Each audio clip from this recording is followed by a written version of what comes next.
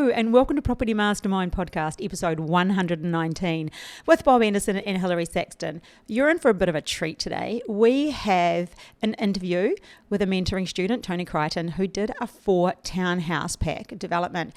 We actually interview Tony inside the development, the finished development, and you get to have a bit of a walkthrough. So if you'd like to see that, jump on over to YouTube and it will be posted there, episode 119. Otherwise, you can just listen. The other thing I'd like to do early in the podcast today is give away the book, Property Millionaires Exposed. And this week, the book goes to Samuel Seeley. Samuel's a bit of a seasoned developer and excited for his journey. So Samuel, this will be out in the post to you really soon. Anyway, let's jump on in and see the interview where both Bob and myself chat with Tony Crichton.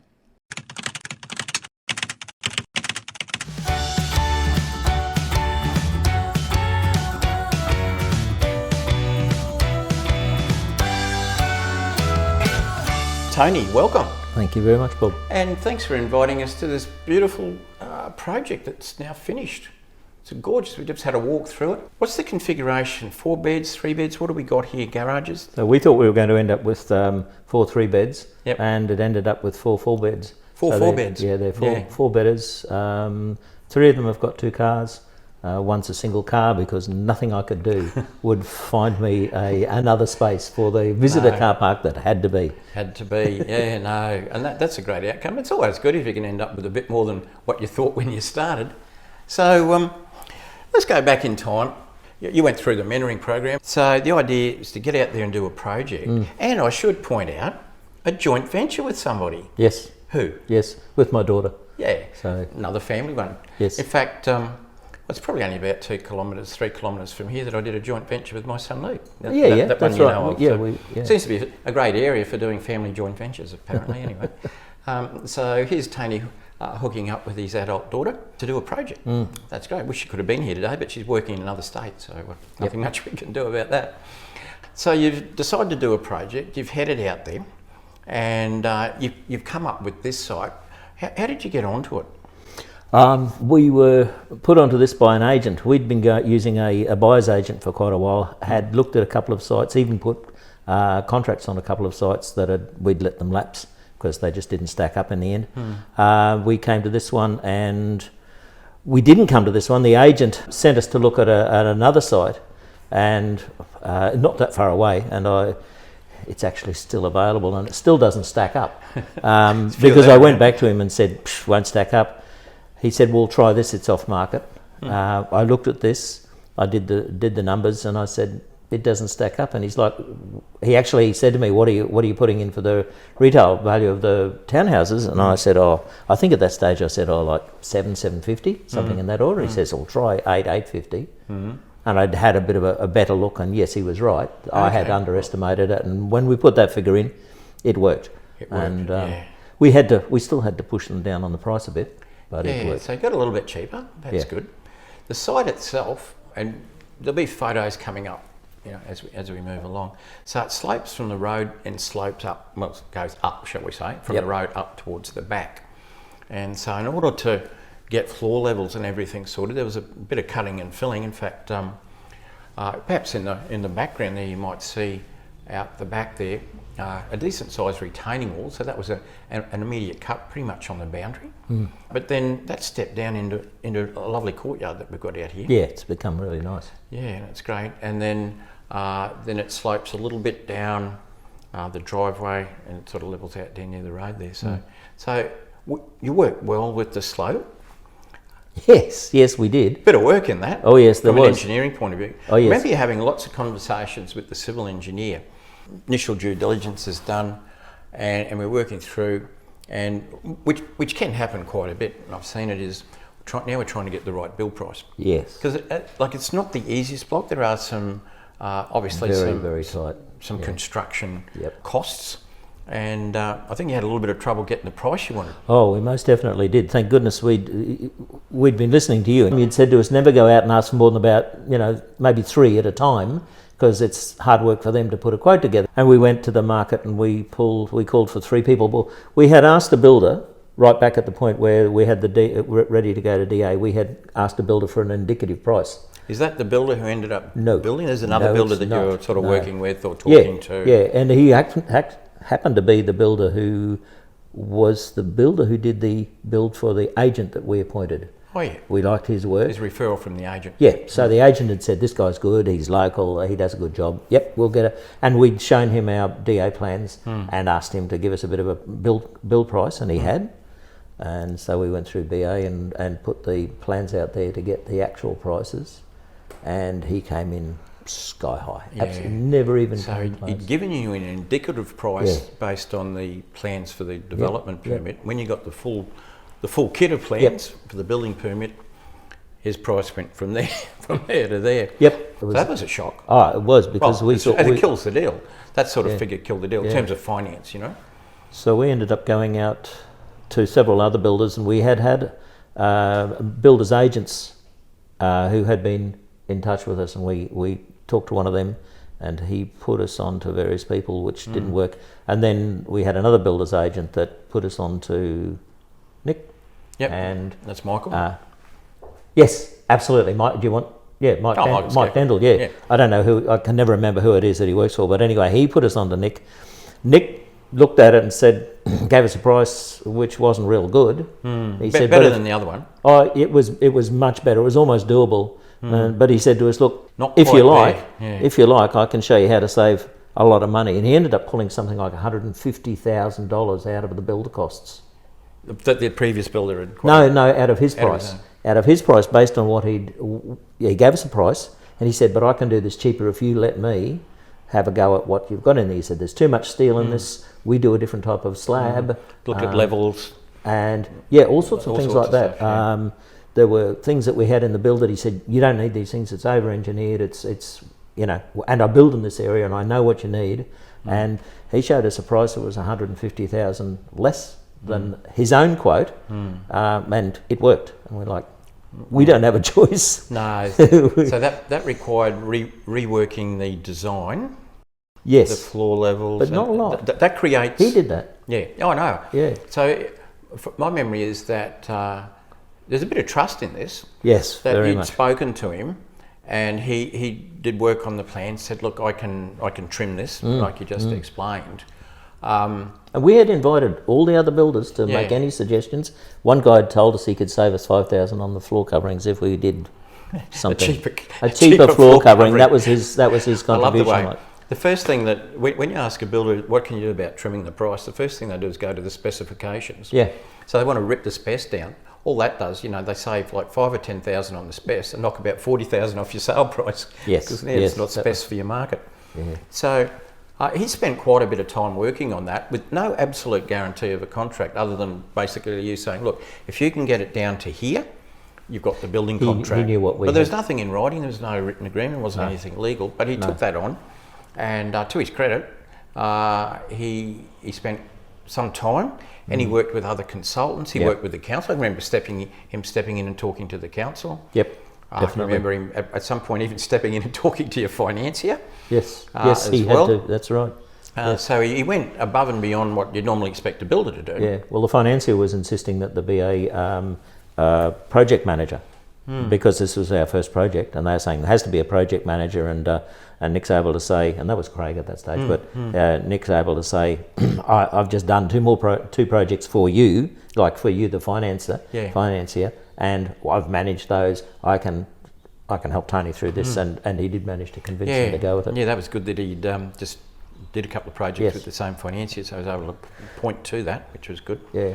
I think even within the building contract, the retention, which trustee. typically on a building contract you'd take 5 or 10% retention, hold that back from the builder, and in order to sort of contain the costs and so forth, he preferred not to have a retention, which can be a risk with a lot of builders not having a retention. But he was also able to talk to the financier and get around that. Yep. Yes, he was. Which was good because that helped him, and if you're helping him, it's helping you.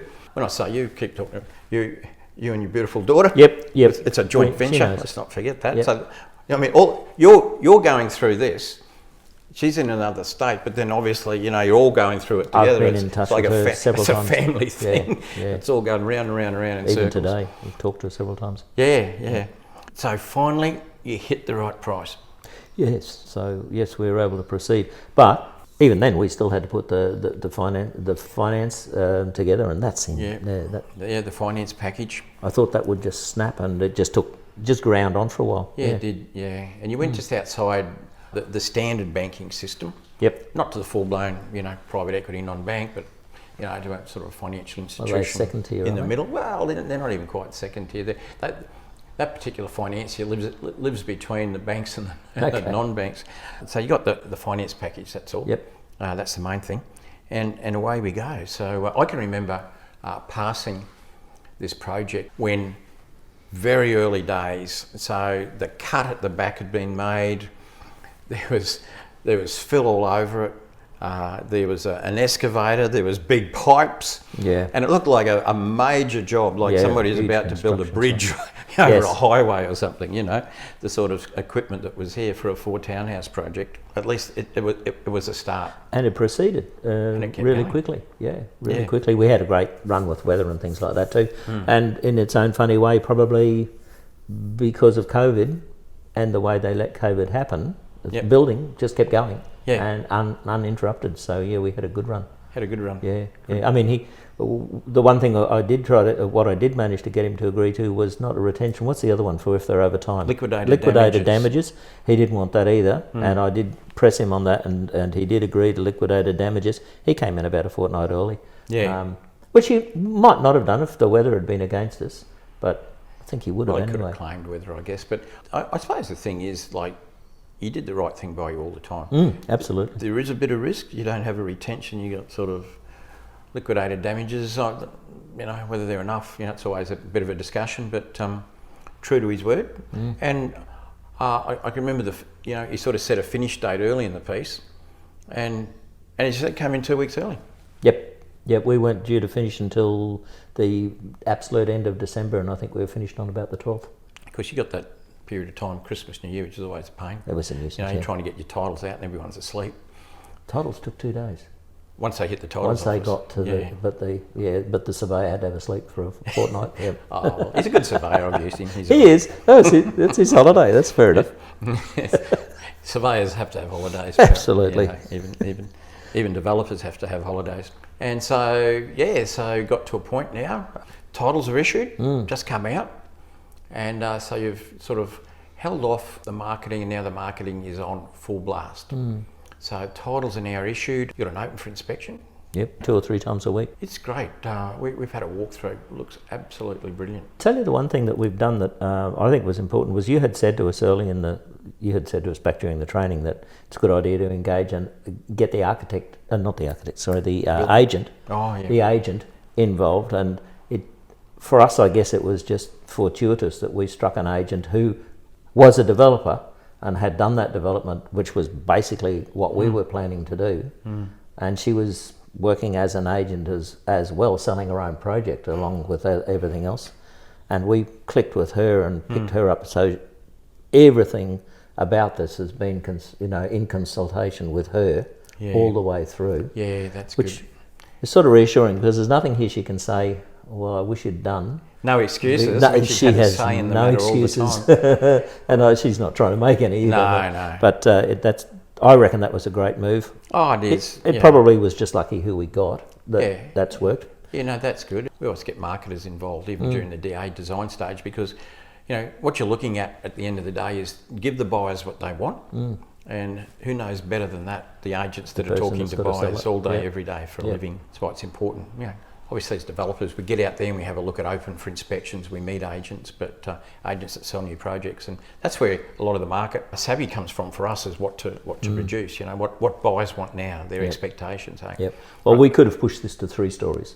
Yeah. We looked at that, and there were ways we could have done it, but the market here was saying, we're looking at selling to.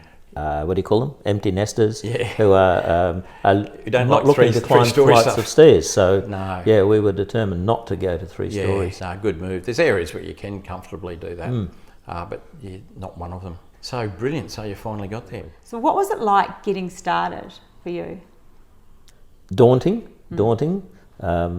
Bob really had to slap us around and say, put a contract on something. For goodness sake, put a contract on something. And we did in the end. And that one we backed out of. And then we did another one that we backed out of. And then this one came along. and this one, but it was, we had to be pushed. So what was the backing out? Oh, Just nerves. Well, just it's somewhat daunting to throw down thousands of dollars, and then start to do a due diligence, because we needed to nail it down before we really began any sort of due diligence, and we ended up doing that at least twice before we came to this one. So you're throwing thousands of dollars at an agent and relying on them to give it back to you if you decide that the due diligence doesn't stack up. Yeah. And so it's a did. joint venture with your daughter. Was that always going to be the case? Was it always you two were going to work together, or how did that come about, choosing your daughter? It's my daughter and her partner, Yep. myself and my wife. So there's two separate households that are involved in that. And yes, it was always going to be. We went and did Bob's early course, and we went and did his latter course, and it was always going to be a partnership. And I think where we go from here will almost certainly be a partnership too. And how's not a partnership, but a joint venture. Together, yes. Yeah. So, and how's it worked doing it with family? Like, is it something you'd recommend? Oh yeah, I mean, it's worked well for us. I can imagine that if things were difficult, it might not. But we've always had our finances have always been entangled. Yeah, well, you're in a room with three of us, and we've all done joint ventures with our kids. So I think it's something that most of us can manage. There's been a lot of other questions that Bob's asked, but what would be your biggest takeaway from this? If you think the thing I'm walking away with this, like I want the biggest negative takeaway and the biggest positive takeaway. So what was if you reflect back, what was one thing you would not do again? No names. No, I realise that. Yeah. I'm trying to think what I wouldn't do again. I probably, I'm conscious of the fact that I'm not very pushy. And so probably I'm not sure that answers your question, but there's many times where I should have been pressing harder. And Bob taught that in the early part. He said, always get an end date and ask people for, is that a promise, and get a promise. And I was absolutely appallingly bad at that. And that's something I would like to think that I wouldn't let happen again. So be more assertive. Yes, about getting things done in time. Yep. In the end, I'll tell you what I ended up doing was I ended up appointing people who were. All right. So we ended up using a town planner who organised a few of our other bits and pieces. And part of the reason I chose her was because she was really on the ball and she would press people. Yeah. And I love that. So, and I would go back to her. And that's probably the other thing I've learned is if you can't do it yourself, find somebody who will. Yeah. And what about your big good takeaway? When you think, I'm so pleased we did that. I'm so pleased that we didn't do this on our own. That we had. I'm serious. This isn't a plug. It's just for real. I would never have started this without Bob behind us. And the fact that he was behind us has given us the confidence all the way. I didn't ask that question. No, that wasn't a loaded question. No, I know it wasn't, but I've got to say it because, see, we worked with another person in the whole real estate, do the real estate thing. We tried to follow their program, and we missed a few steps, so that ended up bogging. But this time we said from the very outset, if we're going to do it, we plug in with Bob and do it properly. Yep. And that's been the best thing we've done. And he's going to have a hard time shaking us off. He's got a few of those. So it was like shaking his leg trying to get rid of people.